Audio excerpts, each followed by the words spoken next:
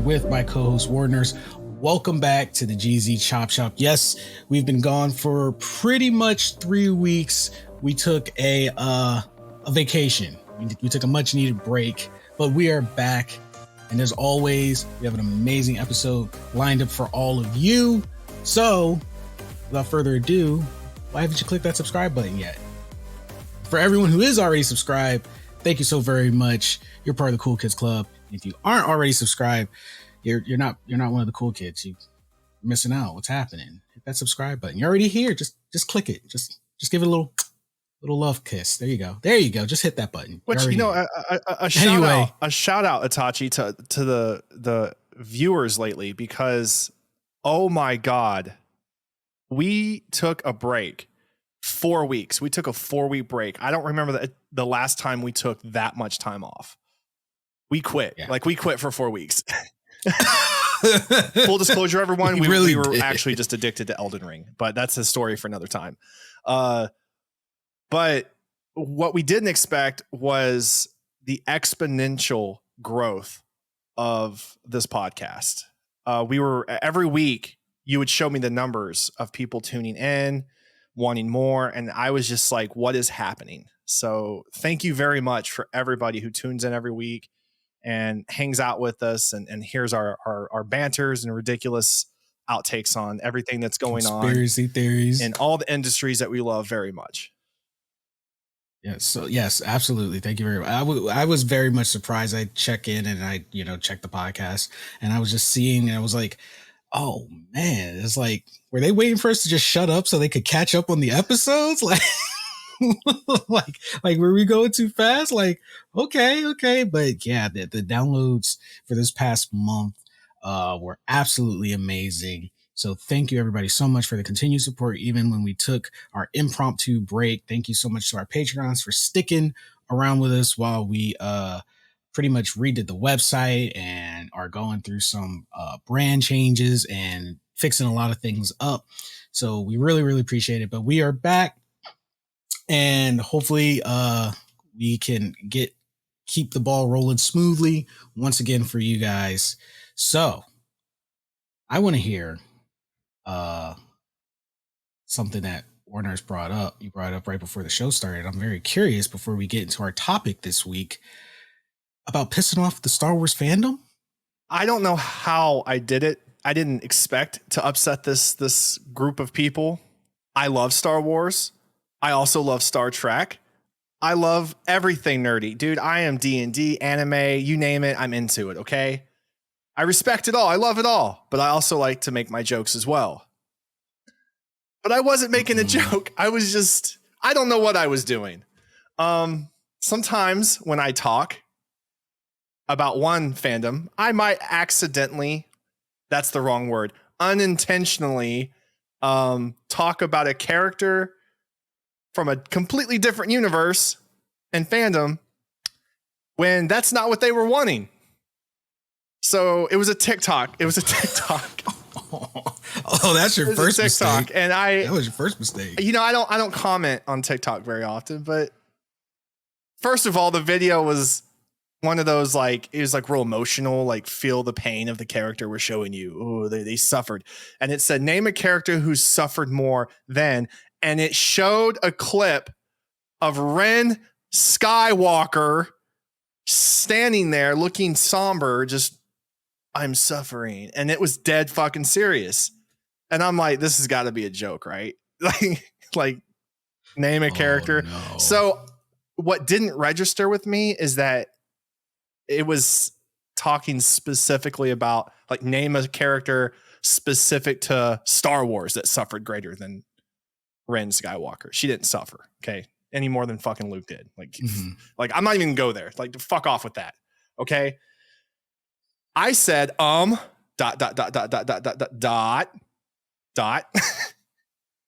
Itachi Uchiha, hello. Oh no. Bro. You remember the last time I did some shit like this?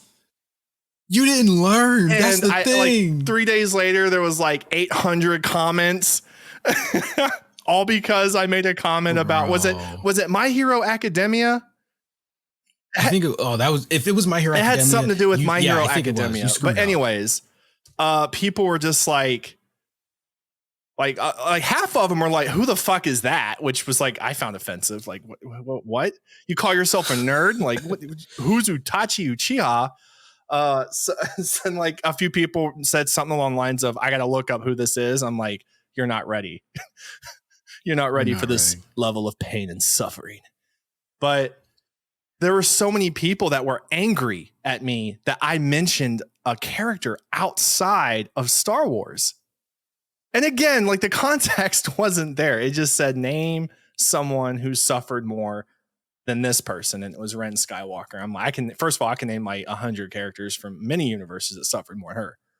But okay, my first question, are you talking about Kylo Ren or Rey? Oh, Rey. What the fuck was I? See, that's how much I care. Right there. I said Ren, didn't I? Yeah. You said Ren Skywalker the whole time. Shit. Okay. And I know that was a trigger trap. But I didn't feel triggered. I was like, I don't know. Itachi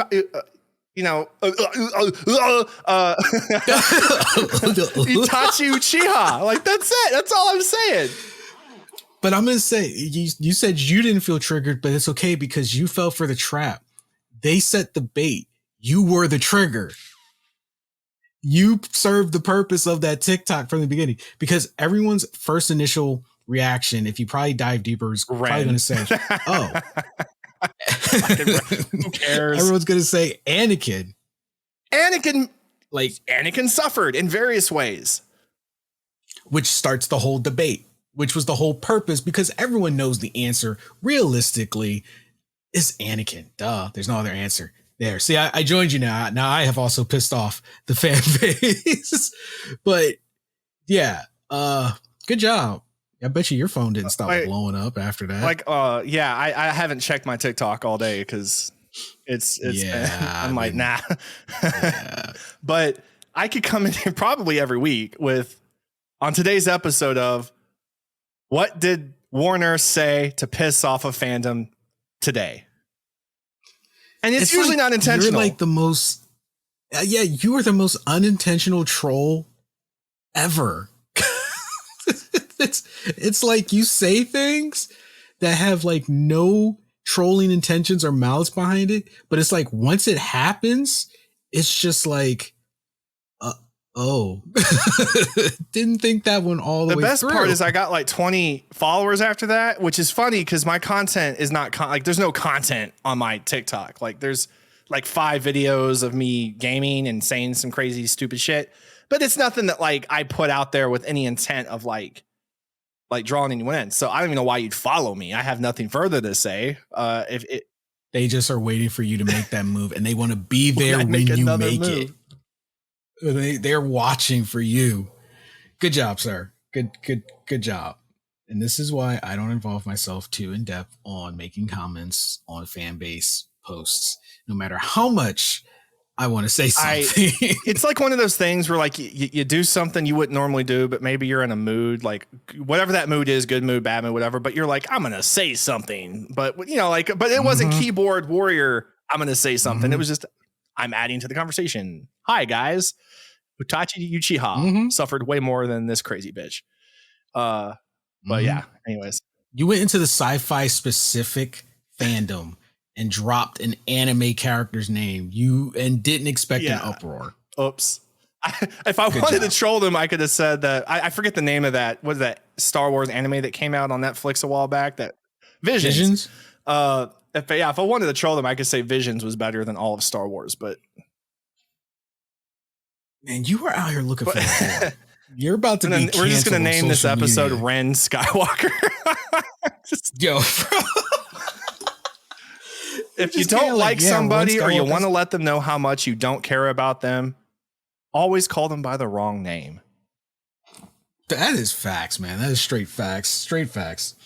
So, on the topic of probably pissing people, fandoms off, and I don't think so much that this is going to piss people off so much as kind of just making people go, oh, that sucks.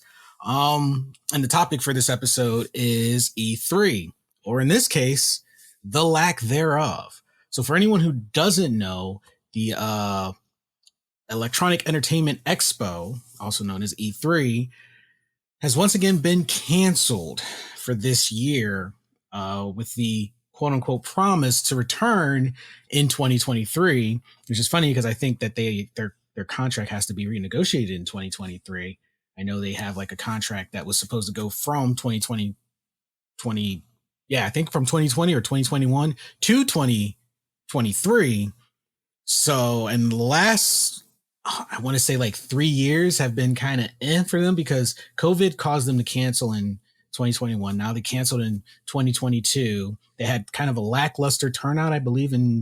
No, I think they were even canceled in 2020, or they went completely digital in 2020. And they started really seeing a downturn in 2019. But for anyone who wants to know a little bit of history of E3, they've been going on for like 26 years, which in the tech industry, that's pretty good, especially in gaming, to have gone for 26 years. But as you and I both learned, those 26 years have been pretty tumultuous for them. They were actually struggling for turnouts, and they've actually changed how they handled E3 after, I believe, 2007. They started changing their format on how they handled E3, because of the E3 when it came out, it started May 11th, 1995. And they were going up against SIA, I think it is. I think it was CEA. It was their acronym, which at the time was the Gaming Expo. But in 1995, gaming was still like on the upturn. It was still frowned upon. So it was very niche. So you would be forgiven for not even knowing what SIA was. And then E3 came along as kind of a means to allow these game developers to reach a broader audience by hosting this event that would get media press and a whole bunch of things. There's a whole history on it. And it was funny because when E3 came along, basically SIA bowed the head and was like, you know what? You win. And Microsoft and Sony, they were part of SIA, and they were like, hey, you don't really trust E3. We're sticking with the original, but so many people pulled out of SIA for E3 that eventually, Sony and them were like, you know what? Yeah, we'll do it too. And then after that, SIA president was like, congratulations, you win. Like literally went to E3 and was like, you win, you got it. And then from then on, E3 became the gaming expo. They took the crown and became the gaming expo. And I was telling you earlier, Warner's, like how it's funny how we constantly have seen history repeat itself, especially in the tech industry, with now E3 kind of going through what they put SIA through. And now they're losing their crown, but they're not losing their crown to literally one other expo. They're losing it to multiple individual expos. It seems like they're losing the crown to the very developers and the very industry that brings the business to them. We're going to, we already have Nintendo and Sony and Micro, like they all have their own thing. And I think that's going to start becoming not just more common, and it's not just going to grow. It's going to replace E3. E3 is going to no longer exist within the next few years. That's my prediction. I know about a year ago, we talked about this and you predicted that this very thing was going to happen anyways, but you didn't think it was going to happen this fast. Granted, COVID played a huge role. I figured it was going to take like 5 years. And I don't want E3 to go. I don't, and none of us do. It was an amazing thing to be a part of and to get to watch, and they showcased everything in one place. But the amount of money that it ultimately costs all these different companies to spend to get their place on E3 and to have their stuff showcased, it's so much cheaper and easier for them to just have their own thing, because YouTube and streaming, everything that we can do online now and digitally, has already proven this past couple years that they do not need E3 to do what the goal is to do, to get their product out there for us to see and to be excited for.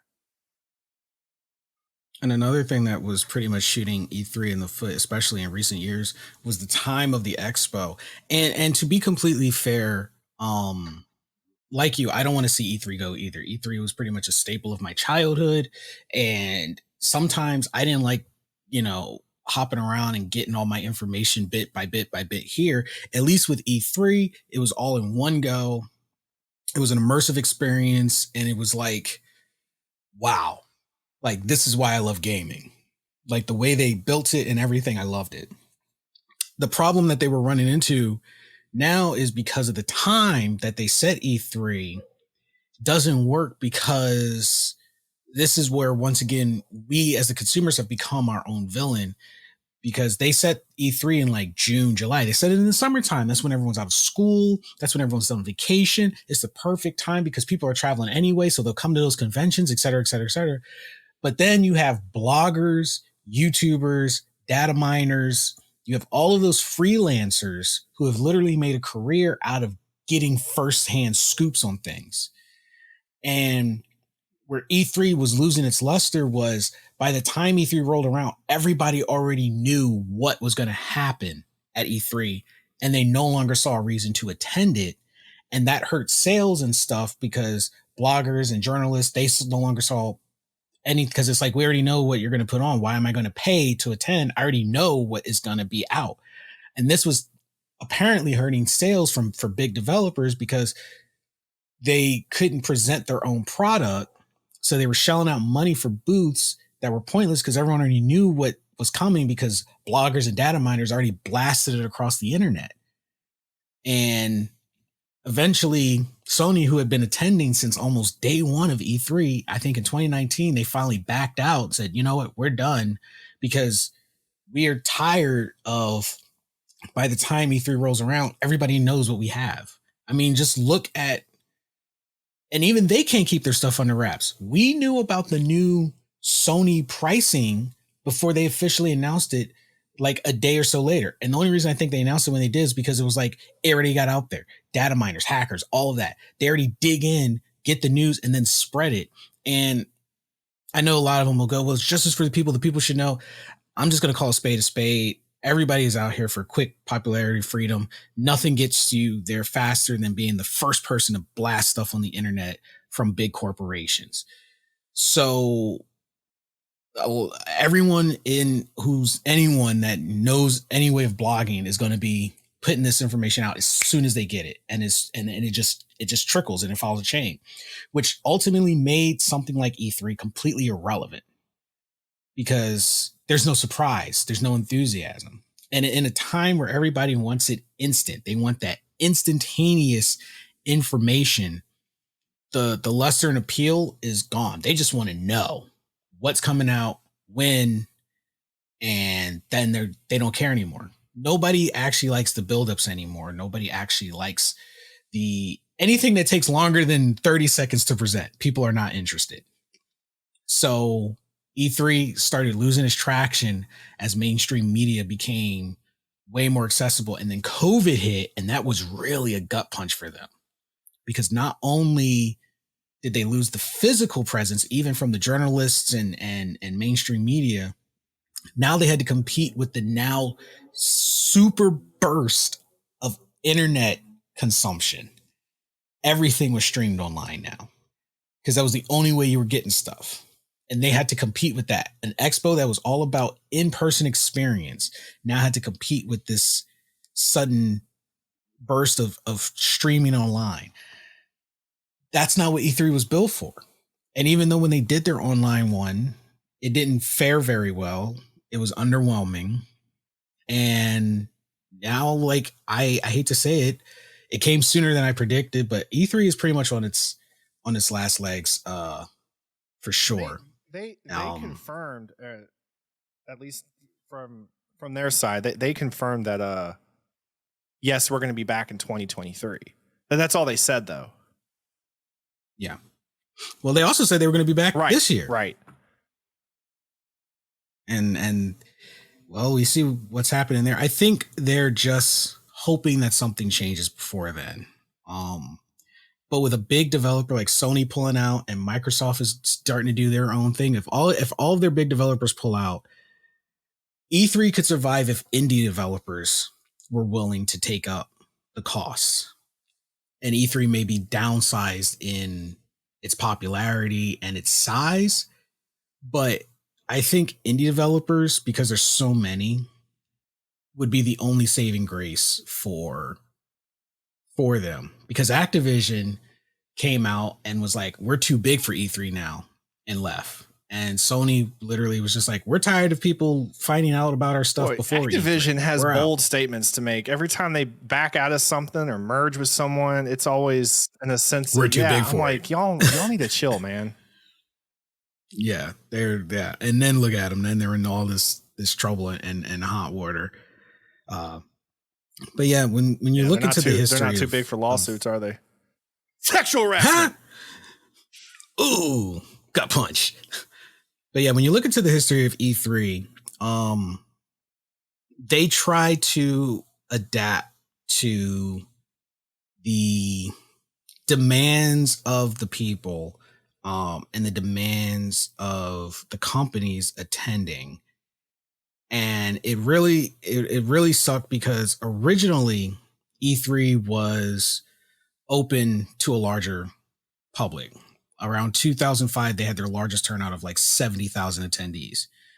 However, the companies that attended were ticked off because a lot of the people getting tickets and presents were your average run-of-the-mill people. They weren't media. They weren't influencers. And back in 2005, vlogging, blogging, that wasn't really a big thing, not on the scale it is now. So you get your average gamer going to E3, they get the information for themselves, great. But you're just hoping that they say to their friends and their family, hey, this is what I saw at E3. Most people are just going and they were going for, personal gratification. I got to go to E3. I got to play some new games. I can't wait till it comes out. And then like a day or so later, it's out of their mind. They're back in their normal life, no marketing, no anything compared to journalists and bloggers who obviously write articles about it. It reaches thousands and thousands of people, commercials, etc. So the developers are getting their product out there. Well, the problem with such a big turnout was it was more, I guess, casual people attending E3 than journalists and bloggers because there wasn't enough tickets to go around. So this started annoying those companies. They're like, yo, look, we're paying all this money for booths and you got these average Joe schmoes coming in here and we're not getting publicity on our product. It's just falling. Like we go, they get to see it and then that's it. It's not going anywhere. They're not influencers. So the E3 said, okay, you know what? We hear you. We'll change the structure. And then E3 took a turn and became business only. They only allow journalists, influencers, stores, all of them in on E3. And it was closed to the public. Then it was funny because at the same turn when they did that, they saw obviously a downturn in their turnout because it was exclusive. And then all of a sudden it became bad because the stores weren't interested. Because they were like, well, it's not reaching the consumers. We don't care. They're not going to know that it's even out there. So we're not going to make any sales. We're not interested. Try to be slick. Yeah. So it was like, okay, you cut off the consumers because they didn't have enough influence. Now that the consumers are cut off like you wanted, you're complaining that it's not reaching the average consumer. Didn't they lose their last live event? I'm pretty sure it was like they lost like a third, I think, of the showcases that they would normally have. Yeah. It was something like that. They lost about 90 companies and developers and stuff. Yeah. And it's noted here that they said that for the average consumer that was going to E3, they said these additional attendees diluted the vendor's ability to reach out to their target audience, retailers, and journalists. Both of these reasons had previously caused the Comdex trade show to shut down. Several large vendors told the ESA, which worked with E3, that they were going to pull out of the next E3, which would have had a domino effect on other vendors. So yeah, basically they were upset that anyone could get into E3, and that limited the journalists and people that they thought were influencing to reach a larger audience. So E3 changed, adapted to compensate them, but then they got backlash once again from the companies and the consumers, because now E3 was completely cut off. So now the consumers were upset that they couldn't attend E3. So then they opened it back up to a degree, like a percentage thing. Like this percent could be regular, this percent could be journalists, influencers, retailers, etc. But at the time, the damage is done. Yeah, you can't go like, back and forth on your policies and how you want to run everything every single year and expect people to want to keep going or be a part of your showcase.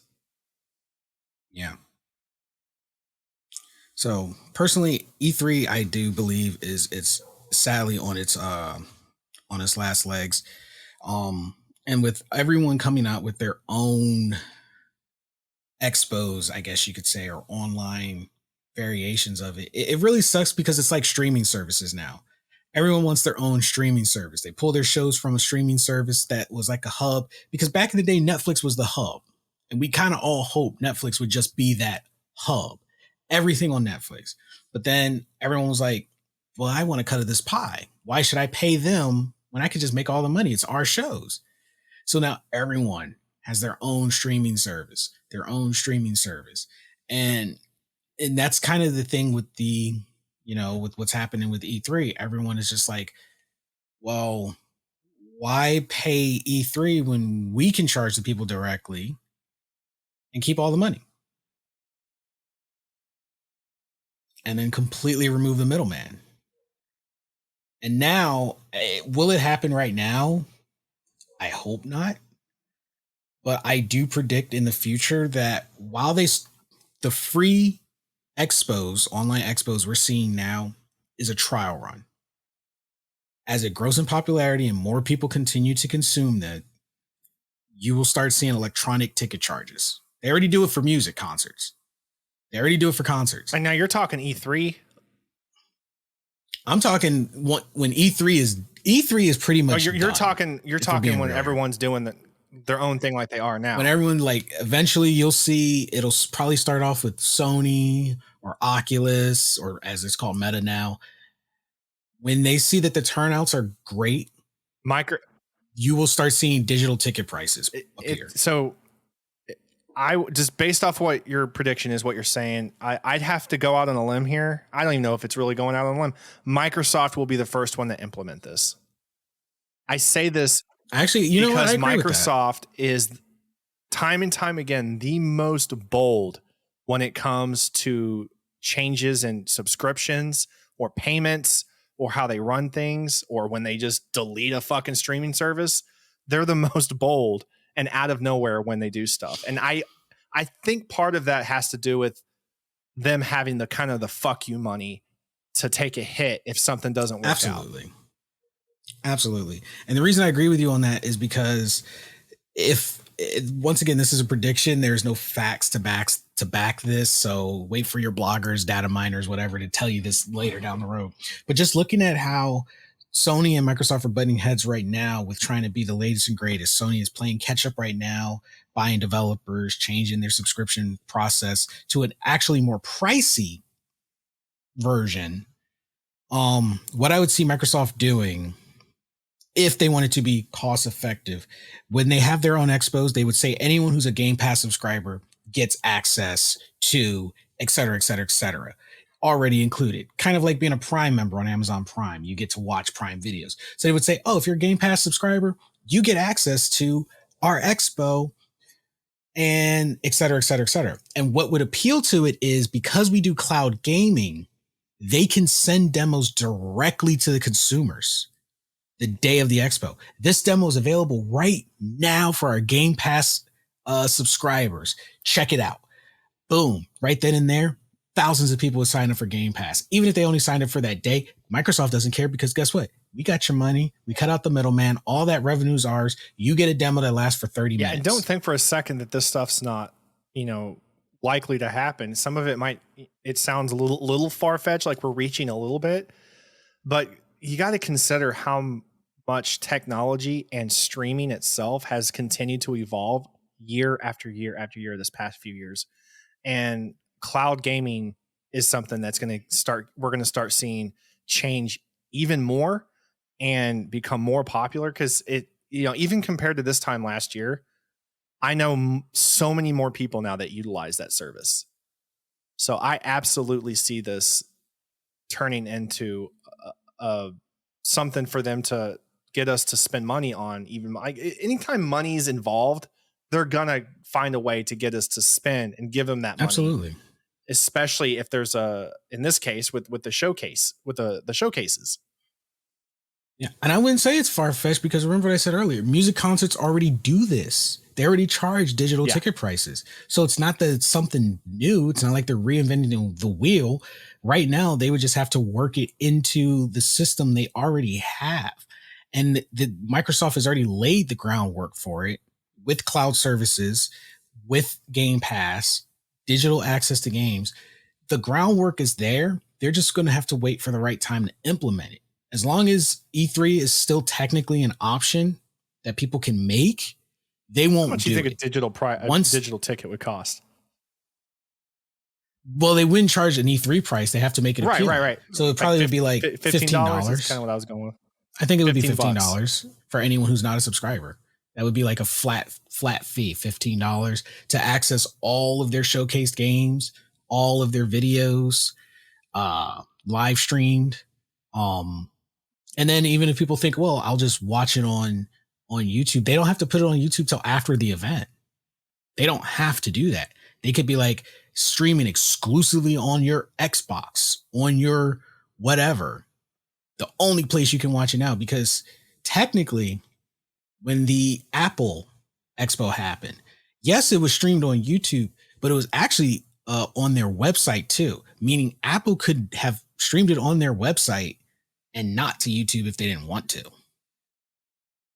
So I could see Microsoft doing the exact same thing, or working out a deal with YouTube where they can have it where it like checks, hey, did you buy your ticket?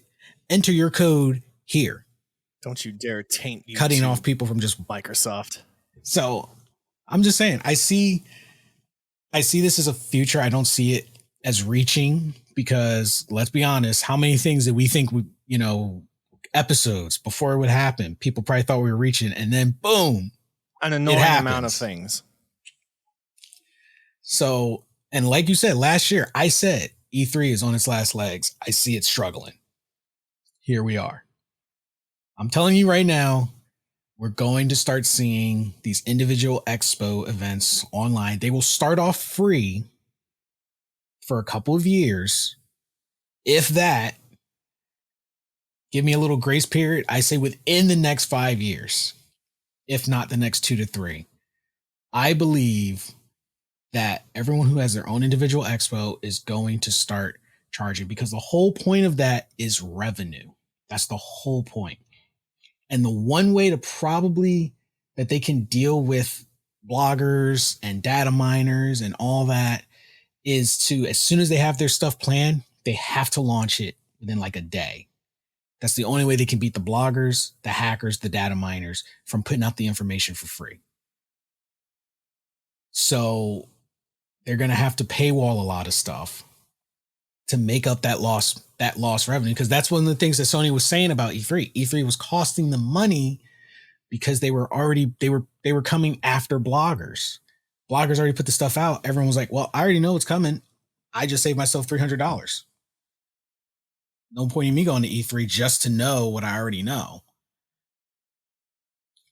So, because yes, they paid $5 to $10 million for their booth, but they made some of that back from the attendees. But if no one sees a reason to attend, they make none of that money back. So this is why PlayStation has their event in like February, at the beginning of the year, because by the time data miners and everyone wants to dig in, they're like, yeah, we already put the information out before you did. So now we've made you irrelevant.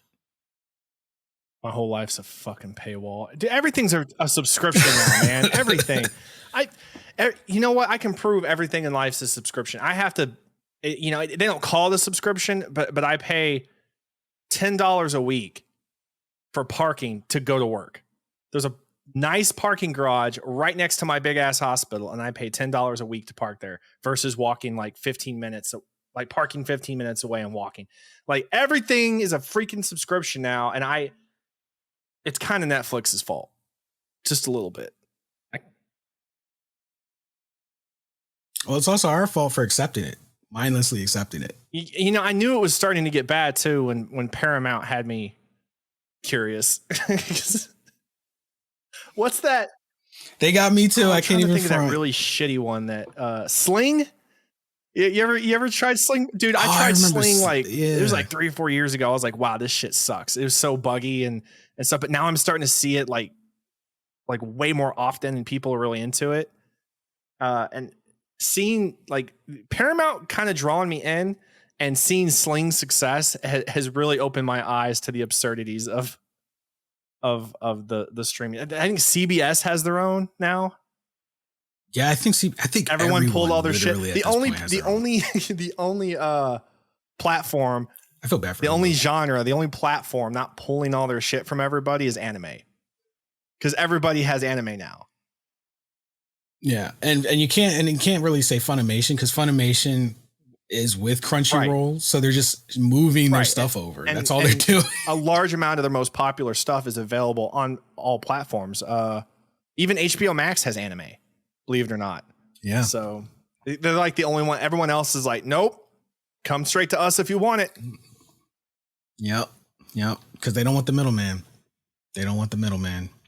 But anyway, guys, this is going to be a wrap up for this week's episode. Let us know your thoughts. What do you think about E3? Do you think E3 is on its last legs? Do you think all of the developers are going to start having their own expos and start charging ticket fees? Do you think E3 coming to an end is a good thing? And, we're heading in the right direction. We would love to hear your guys' thoughts on this. Hit us up on Twitter. Hit us up on Patreon. Let us know, because we would love to hear your feedback on it. Also, before we go, I also do want to say a huge thank you once again to our Patreons. Thank you so much for your continued support of the show. We really appreciate you guys. Also, make sure you check out our website, gammagames.com, for all of our latest episodes in one place, along with our other podcasts and new podcasts coming, all in one nice, neat place. The website's been updated. It's really beautiful. You guys are going to love it, I promise. And make sure to check out our store, thegzshop.com, for all the latest merch and goodies, new stuff coming all the time. Anyway, we are out of here. It's been an amazing episode. You guys are amazing. Stay safe out there. We'll catch all of you wonderful people